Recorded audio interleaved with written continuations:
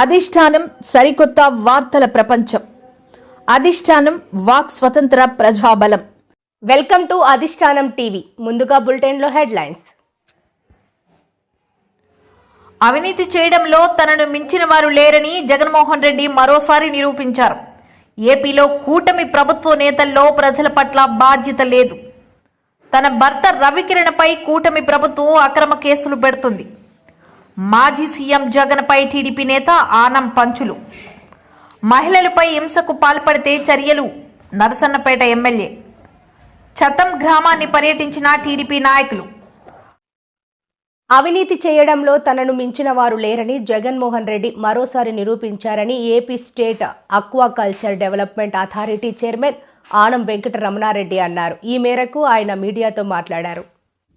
జగన్మోహన్ రెడ్డి మీద, అదానీ మీద జగన్మోహన్ రెడ్డి స్పెసిఫిక్గా మెన్షన్ చేస్తూ అమెరికన్ కోర్ట్స్లో securities and exchange commission New York regional office 100 pearls suite New York, securities exchange commission versus Gautam Adani US కోర్టులో ఫైల్ చేసిన, కోర్టులో వేసిన draft copy, initial draft copy ఈరోజు మీ ముందరకు తీసుకొని వస్తున్నాం. ఈ డ్రాఫ్ట్ కాపీలో చాలా క్లియర్గా, చాలా స్పష్టంగా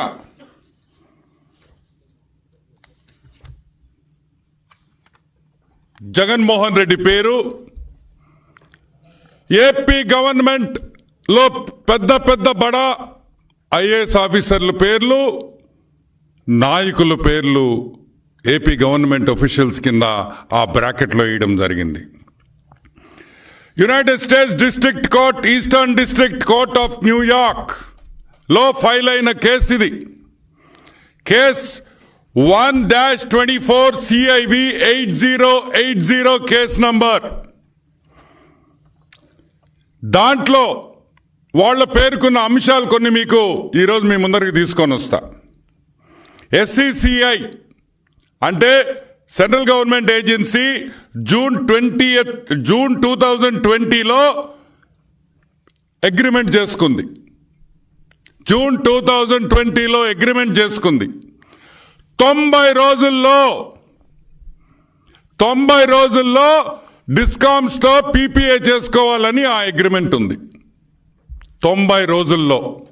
కానీ 18 నెలలు దాటినా కూడా, జాగ్రత్తగా వినండి, 18 నెలలు దాటినా కూడా ఈ PPAలు డిస్కాములతో డిస్ట్రిబ్యూషన్కి చేసుకోలేదు.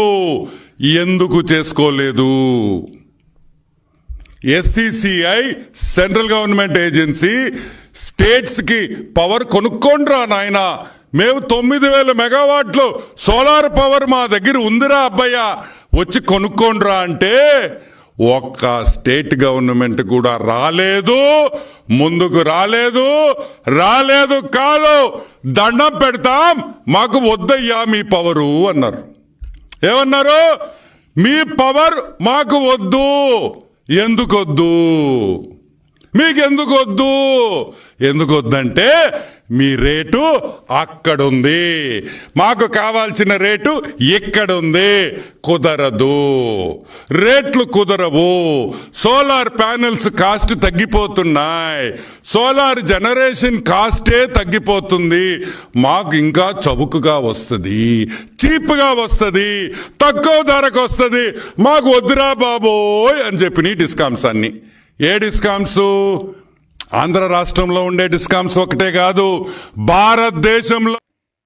ఏపీలో కూటమి ప్రభుత్వ నేతల్లో ప్రజల పట్ల బాధ్యత లేదని వైసీపీ ఎమ్మెల్సీ బొత్స సత్యనారాయణ అన్నారు. చంద్రబాబు సర్కార్ డయేరియా బాధితులను పట్టించుకోలేదని అన్నారు. డయేరియా మరణాలు ఎంతో బాధాకరమని అన్నారు. దాన్ని అలా అరికట్టుకుని వస్తూనే ఉన్నారు, తర్వాత వస్తున్నాయి. ఎక్కడో సమన్వయ లోపం వచ్చింది చూసుకోండి అంటే కాదు అని చాలా అసందర్భంగా, చాలా నిర్లక్ష్యంగా ఏం మాట్లాడుతున్నావు తెలియకుండా అని సరే జరుగుతుండే ఆ సంఘటన, జరిగిన దానికి మనం ఆ జరిగింది ఎలా జరిగింది, ఎందుకు మళ్ళీ ఇంకోసారి జరగకంటే ఏం చేసుకోవాలి చూసుకోవాలి అనేది నాయకత్వం వహిస్తున్న నాయకులు కానీ ప్రభుత్వం కానీ చూసుకోవాలి బాధ్యత. ఇంకా ఆఖరికి ఎంత చెప్పినా ఇంకా వీరికి శ్రద్ధ లేదు, ఇంకా ఏం మాట్లాడినా ఇంకా ఉపయోగం లేదనేది నిర్ధారణకు వచ్చాం. అంటే ఎందుకు చెప్తానంటే ఇవాళ కాదు కదా గొర్రెల గ్రామంలో, ఇవాళ కాదు కదా మన రాజకీయాల్లోకి వచ్చింది. నేను అప్పటికీ చెప్పాను, నాకు తెలిసిన తర్వాత నేను రాజకీయాల్లోకి వచ్చి 96వ సంవత్సరంలో నేను పార్లమెంట్గా నిలబడినప్పటి నుంచి ఎప్పుడు కూడా ఈ విజయనగరం జిల్లాలో, ఈ ఊర్లో విజయనగరం జిల్లాలో రాలేదు ఎలాంటి పరిణామం. ఎప్పుడు ఎంతమంది చనిపోయింది సంఘటన కూడా జరగలే.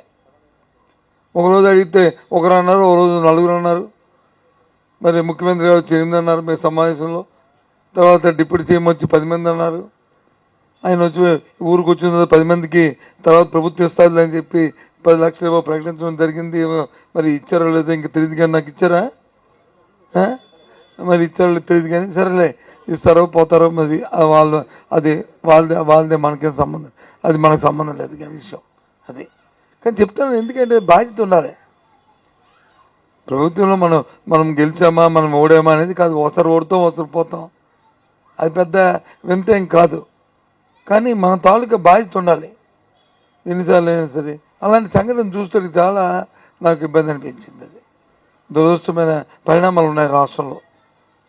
వాటిని చూస్తే ఆ మంత్రి అయితే అసలు ఆయన తెలిసిందేటో తెలియదేటో నాకు తెలియదు, కానీ సరే ఆయన ఏదో మేధావు అనుకుని మాట్లాడుతున్నాడు.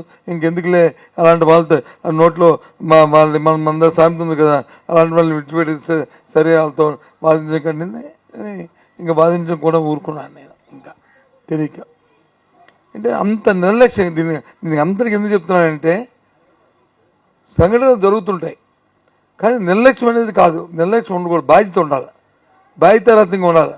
అది చిన్నవాడి దగ్గర నుంచి పెద్దవాడి వరకు కూడా. నాకు ఈ ప్రభుత్వంలో ఆ బాధ్యత కనిపించలే. ఏదో అపోజిషన్ అని చెప్పి నేను మాట్లాడాను కదా, బాధ్యత కనిపించలే.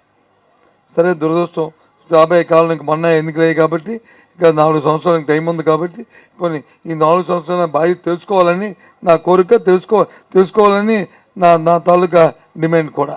ఎందుకంటే బాధ్యతగా ఉండాలి, ఏ వ్యక్తి జరిగినా సరే. బాధ్యత లేకపోతే చాలా కష్టం.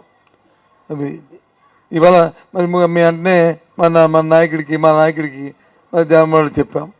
ఆయన వెంటనే చెప్పిన వెంటనే నేను అసలు ఇక్కడే లేను, నేను ఎక్కడో బయట ఉన్నాను, నేను వస్తాను ఊరికి వెళ్తాను, ఓ 2 రోజులు ఆగకూడదా, నేను వస్తాను. అలా కాదు, ఇంకా 2 రోజులు అయితే లేట్ అవుతుంటే పాపం వాళ్ళు బాధపడుతున్నారట కుటుంబాలు ఆ ఊర్లోను, లేదని నేను వెళ్తాను. అయితే వెళ్ళండి సార్ పర్వాలేదండి, సీన్ ఉంటాడు, ఎంపీపీ ఉంటాడు, జడ్పీసీ ఉంటాడు, అందరూ ఉంటారు, పెద్దలందరూ ఉంటారు, చెప్తానులేండి అని చెప్పి అది ఏర్పాటు చేసుకున్నాం. అది బాధ్యత. అది దేని వెంటనే రావడం అనేది ఆ సంఘటన.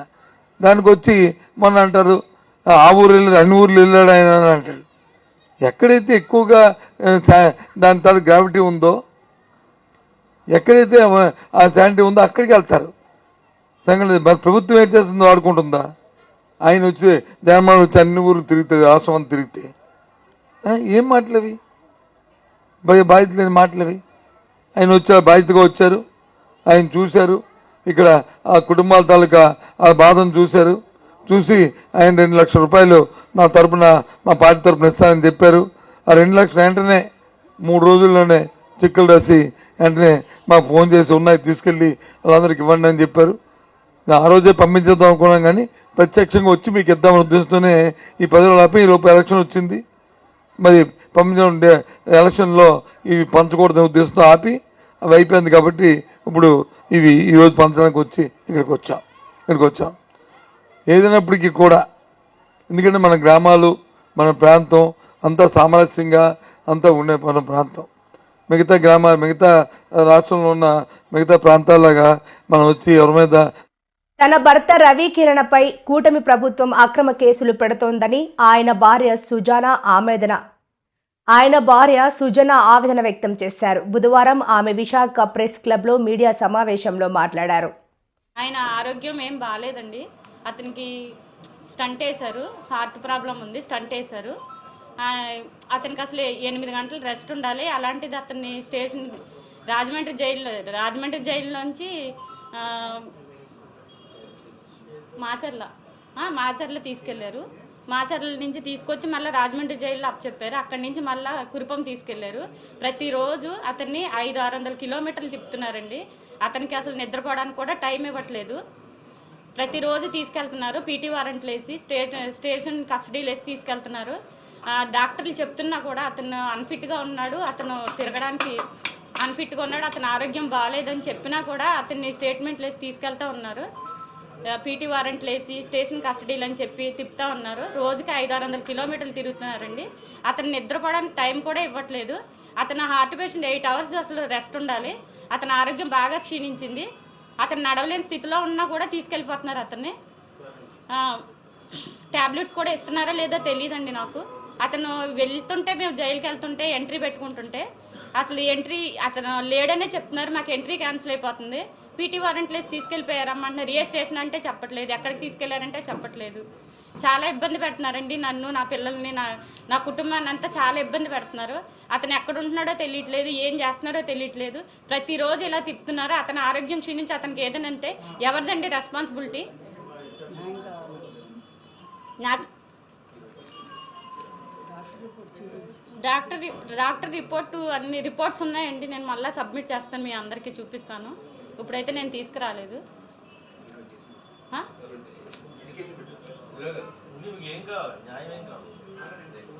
అతని మీద ఎందుకు కేసులు పెట్టారండి? దేనివల్ల కేసులు పెట్టారు? అవన్నీ చూపించండి నాకు. అతను సోషల్ మీడియా అంటే పోస్టులు పెడతారండి. మార్పింగ్ ఏమైనా చేశారా?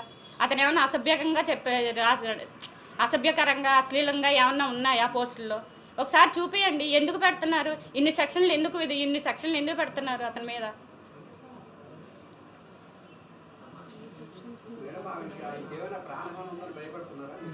ఏమో అండి, తీసుకెళ్తున్నారు. ఇప్పుడు పొద్దున్న తీసుకెళ్తున్నారు, రాత్రి ఏ టైంకి ఇస్తున్నారో తెలియట్లేదు. ఇంటి దగ్గర నుంచి అరెస్ట్ చేస్తుంటే నేను ఫాలో అవుతున్నాను, అందుకని నన్ను కట్ చేశారు. జైల్లో పెడుతున్నారు. జైల్లో అయినా ఉంచుతున్నారా? జైలు నుంచి తీసుకెళ్తున్నారు. ఎప్పుడు తీసుకెళ్తున్నారో అర్ధరాత్రి లేదు, సండే లేదు, ఎప్పుడు లేదు. ఎప్పుడు తీసుకెళ్తున్నారో తెలియదు, ఎప్పుడు తీసుకొస్తున్నారో తెలియదు.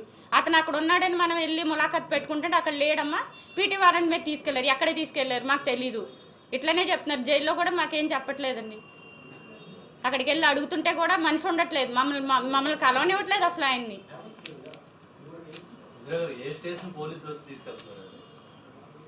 ఏ స్టేషన్ అని లేదండి. ఇప్పుడు అక్కడ అసలు కొత్త కేసులు అన్నీ దేని మీద పెడుతున్నారో తెలియట్లేదు, ఎవరు పెడుతున్నారో తెలియట్లేదు, ఏ కేసో తెలియట్లేదు, కేసు నెంబర్ తెలియట్లేదు. లాయర్లు వెళ్ళి అడిగినా, మేము వెళ్ళి అడిగినా అంతా మేము ఇవ్వము, సీక్రెట్, మమ్మల్ని ఇబ్బంది పెట్టద్దు. పోలీసుల నుంచి ఇదే సమాధానం. మొత్తం పోలీస్ వ్యవస్థ అంతా ఈ వైసీపీ సోషల్ మీడియా కార్యకర్తల కోసమే పనిచేస్తున్నారు వీళ్ళు. మీరు కూడా వైసీపీ సోషల్ మీడియా యాక్టివిస్టే కదా, అలానే పోస్ట్ కారణంగానే ఈ అరెస్ట్ చేసి ఉండొచ్చని మీరు ఏమో అనుకుంటున్నారా? పోస్టులు ఏవేవో చూపిస్తున్నారండి. అక్కడ మార్పింగ్ అంటున్నారు, అశ్లీలత అంటున్నారు. మరి టీడీపీ అని ఏదో పేజీ ఉంది వీళ్ళది. మరి వాళ్ళ దాంట్లో ఏం అసభ్యకంగా అశ్లీలంగా ఉన్నాయి కదండి, వాళ్ళు మేము పెట్టచ్చా కేసులు? గత ప్రభుత్వం ఏదో సోషల్ మీడియా యాక్టివిటీ మీద కేసులు పెట్టారు, అందుకే కూటమి ప్రభుత్వం ప్రతీకార చర్యలు పాల్పడుతుంది అనుకుంటున్నారా? గత ప్రభుత్వం పెట్టింది నాకు తెలియదండి. నేను అసలు ఇలా మీడియాలో అసలు నేను ఎప్పుడు రాలేదు.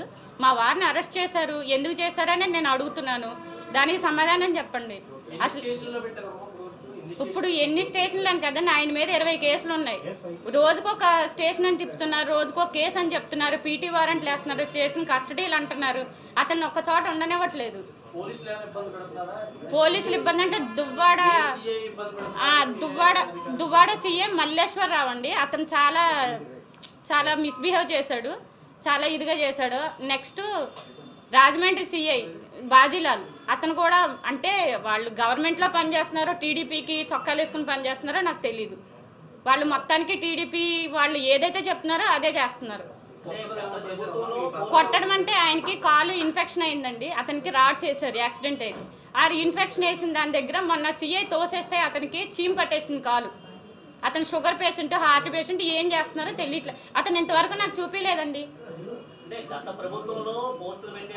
జగన్ రెడ్డి ఇక్కడ సిబిఐ కేసుల్లాగా 10 ఏళ్ళు 20 ఏళ్ళు సాగుతాయి అనుకుంటున్నావా ఏమో? అమెరికా కోర్టులు ఏడాదిలోపే తేల్చేస్తాయి.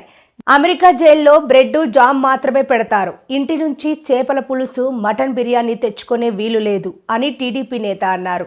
ఇచ్చేస్తాడు. అమెరికాలో అట్ట ఉండదు. ఒక జ్యూరీ ఉంటుంది. ప్రజల్లో నుంచి ఒక 20-30 మందిని ఎంచుకొని ఆ 20-30 మంది అంటే ఆ జ్యూరీ వాళ్ళు చెప్తారు ఇతను తప్పుడు చేశాడా లేదా అని. కాబట్టి తప్పించుకోలేవు అని కూడా నేను మనవి చేస్తా ఉన్నా. This is a trial by the jury. It is trial by jury, not by an independent court. It's a jury trial in US. కరెక్ట్గా సంవత్సరం లోపల జడ్జిమెంట్ వచ్చేస్తుంది. రెడ్డి గారు, మీరు ఎవరెవరు ఇన్వాల్వ్ అయి ఉండారో దీంట్లో అందరు ఇంగ్లీష్ బాగా నేర్చుకోండి. అమెరికా జైల్లో బ్రెడ్ ముక్కలే పెడతారు. మీరు అన్నం తినడం ఆపేయండి. జగన్మోహన్ రెడ్డి, బ్రెడ్ తినడం నేర్చుకో. బ్రెడ్ జామే ఇస్తారు. ఇక్కడ మన జైలులు కాదు నాయన. భారతక్క క్యారియర్లో చేపల పులుసు, మటన్ కర్రీ, బిర్యానీ తెచ్చేదానికి అవన్నీ అమెరికా జైల్లో ఒప్పుకోరు. కాబట్టి ఇప్పటి నుంచే తయారు కావాలి అని కూడా మనవి చేస్తా ఉన్నాం. సరే, ఈ PPA గురించి ఆల్రెడీ చాలాసార్లు చాలామంది మాట్లాడున్నారు, పేపర్లో వచ్చింది. సో కొత్తగా నేను దీంట్లో యాడ్ చేసేది ఏం లేదు కానీ, so will go to more interesting subjects. Okay, సరే, మా భారతక్క పేపర్ సాక్షి భారతి పేపర్. చంద్రబాబు నాయుడు 4 రూపాయలకు కొనేశాడు. చంద్రబాబు 4 రూపాయలకు కొనేశాడు. చంద్రబాబు 4 రూపాయలకు కొనేశాడు. చంద్రబాబు 4 ఒకే పాట. 4 రూపాయల 43 పైసలు. ఇప్పుడు నేను అడుగుతున్నా, కొన్నాం, మేము కొనలేదని చెప్పలేదా? కొన్నావా? 4 రూపాయల 43 పైసలకు కొన్నాం. మమ్మల్ని మీరు దొంగ అంటున్నారు. సరే, ఆ సంవత్సరంలో NTPC తెలంగాణ 4 రూపాయల 66 పైసలకు కొనింది. అంటే కేసీఆర్ దొంగ అంతే కదా? చంద్రబాబు నాయుడు 4 రూపాయల 43 పైసలకు కొని అదే NTPC సోలార్ పార్క్ ఇదో NTPC తెలంగాణలో అగ్రిమెంట్ అయితే అప్పటికి వాళ్ళు కూడా దొంగలే కదా. సరే, అది పక్కన పెడతాం.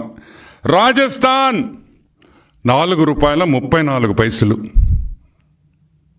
అంటే ఏంది? దీని అర్థం ఏంది? ఈ స్టేట్స్లో కాదు, ఒక ఆంధ్రానే కాదు, ఆ రోజు భారతదేశంలో ఉండిన రేట్ అది. భారతదేశంలో ఉండిన రేటు ఆ రోజు 4 రూపాయల 43 పైసల నుంచి 4 రూపాయల 67 పైసల వరకు వేరియేషన్ ఉండింది. ఆ రేటే చంద్రబాబు నాయుడు కొన్నారు.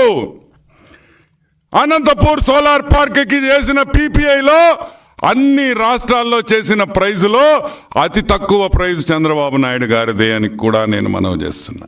మరి ఎక్కడ జరిగింది తప్పు? కలాం రెడ్డి, తెల్లగడ్డం కలాం రెడ్డి, ఎక్కడ జరిగిందయ్యా? మా మీదకి FBI రాలేదు.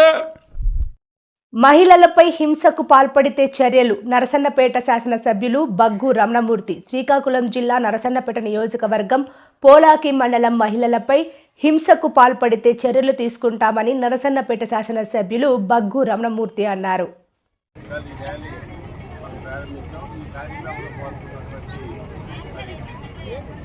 గ్రామ సర్పంచ్ గారికి, అలాగే మండల పార్టీ అధ్యక్షులు వెంకటప్ప నాయుడు గారికి, మార్కెటింగ్ ట్రస్ట్ మాజీ చైర్మన్ భాస్కరరావు గారికి, గతంలో సర్పంచ్గా పనిచేసిన మన రాంబాబు గారికి, మరి దీంట్లో ఉన్నటువంటి మండల డెవలప్మెంట్ అధికారి MDO గారు రవికుమార్ గారికి, మరి APMC ప్రిన్సిపల్ గారికి, మరి సిబ్బంది టీచర్స్ అండ్ వాళ్ళ మిగతా సిబ్బందికి నా యొక్క నమస్కారాలు తెలియజేస్తూ ఈ కార్యక్రమం పాల్గొన్న ప్రతి వారికి నా యొక్క నమస్కారాలు తెలియజేస్తూ పిల్లలకి ముఖ్యంగా మహిళ ఎవరైతే ఉన్నారో వారికి విద్యార్థులు నా యొక్క ఆశీస్సులు తెలియజేస్తూ ఇవాళ సమాజం అంతా పూర్తి అయిపోయింది.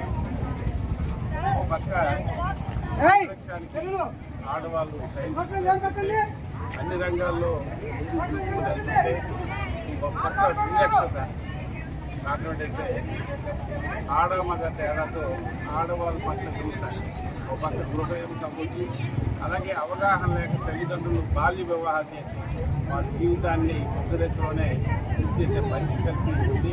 దానిపైన అవగాహన కల్పించడం, ఆ తర్వాత ఆడవాళ్ళు చిన్నపిల్లలని కలిపి చూడకుండా కొంతమంది మరి లైంగిక వేధింపులు చేస్తూ ఈ సమాజాన్ని ఫస్ట్ పట్టించి సత్య సమాజం సిగ్గుపడే విధంగా తలపంచుకునే పరిస్థితి ఇవాళ ఉంది.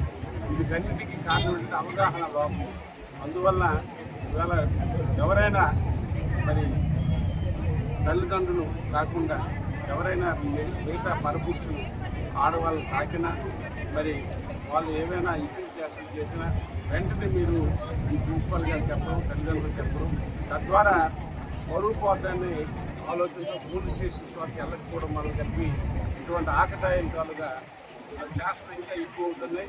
అందువల్ల దాని మీద స్ట్రిక్ట్మైన చర్యలు ఉండాలనే ఆలోచనతో ఇవాళ నేషనల్ లెవెల్లో చేస్తుంటే ఇది పెద్ద ఎత్తున ఉద్యమంలాగా మన గౌరవ ముఖ్యమంత్రి గారు, deputy chief minister Pawan Kalyan గారు ఆదేశాలు, వాళ్ళ సూచనల మేరకు గ్రామాన ఈవేళ నుంచి 1 నెల రోజుల పాటు మహిళా వివక్షత గురించి, అలాగే చిన్న వయసులోనే పిల్లలకి చదువులు మార్పించి వివాహం చేయడం, వాళ్ళకి ఏజ్ రాకుండా ఇవన్నీ అరికట్టి మహిళలకి జరిగే ఏవైతే వాళ్ళకి జరుగుతున్న వేధింపు అనేది దాని మీద చూసుకుంటూ చేయడం జరిగింది.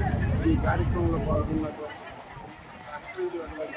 మన కోలాకి జూనియర్ కాలేజీ వాళ్ళకి నిర్వర్తించినటువంటి మన ఎంపీఓ గారికి, ఏపీఎం గారికి, అలాగే కోలాకి హై స్కూల్ వారికి మరి చాలా రకాలుగా కృతజ్ఞతలు తెలియజేస్తూ ఈ ఉద్యమాన్ని గ్రామాన్ని వెళ్ళి ఒక అవగాహనగా వెళ్తేనే ప్రజల్లో చైతన్యం వస్తుంది. బాల్య వివాహాలు కానీ, లైంగిక వేధింపులు కానీ, ఆడవాళ్ళకి హింస గృహహింసలు కానీ అరికట్టడానికి స్ఫూర్తిగా తీసుకెళ్లాలని కోరుకుంటున్నాను. చతాం గ్రామాన్ని పర్యటించిన టీడీపీ నాయకులు గ్రామస్తులకు బియ్యం, నిత్యావసర సరుకులు పంపిణీ. చతాం గ్రామాన్ని పర్యటించిన టీడీపీ నాయకులు గ్రామస్తులకు బియ్యం, నిత్యావసర సరుకుల పంపిణీ.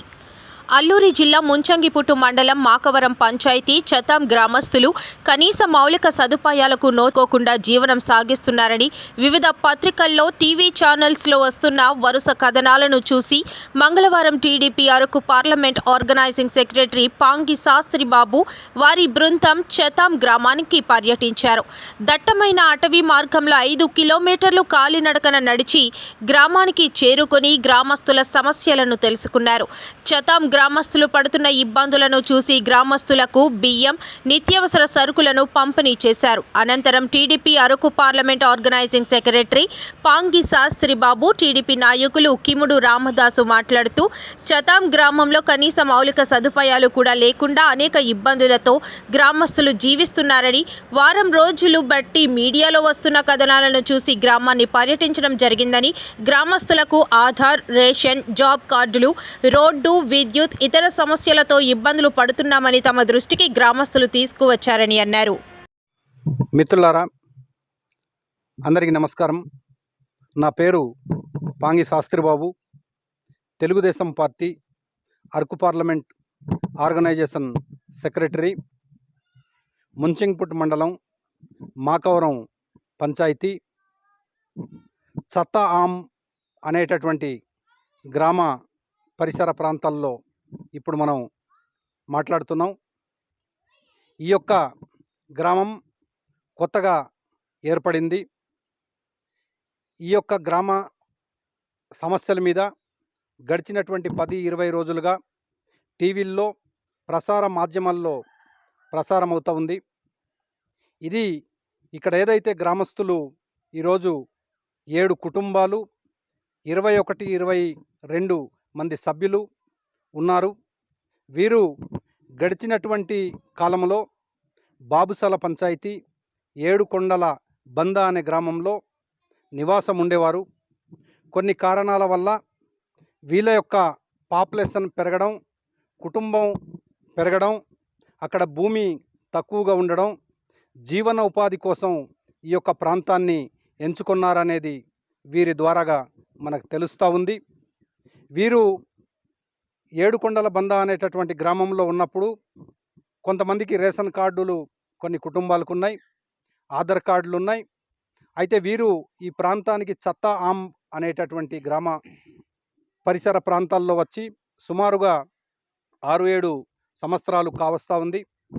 వీరు గడిచిన కాలంలో రేషన్ కార్డులు కానీ ఆధార్ కార్డులు కానీ ఉన్నప్పటికీ ప్రభుత్వం నుంచి వచ్చేటటువంటి రేషను ఇప్పటి వరకు కూడా తీసుకోవటం అనేది లేదు. ఈ ప్రాంతంలో పోడు వ్యవసాయానికి అనుకూలంగా ఉంటుంది, కుటుంబ పోషణ జీవనం బాగుంటుందనేటటువంటి ఒక ఉద్దేశం మీద ఈ ప్రాంతాన్ని ఎంచుకోవడం అనేది జరిగింది.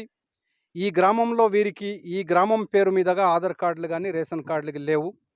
గడిచిన వీళ్ళు నివసించినటువంటి ఏడుకొండల బందార్ అనేటటువంటి గ్రామంలో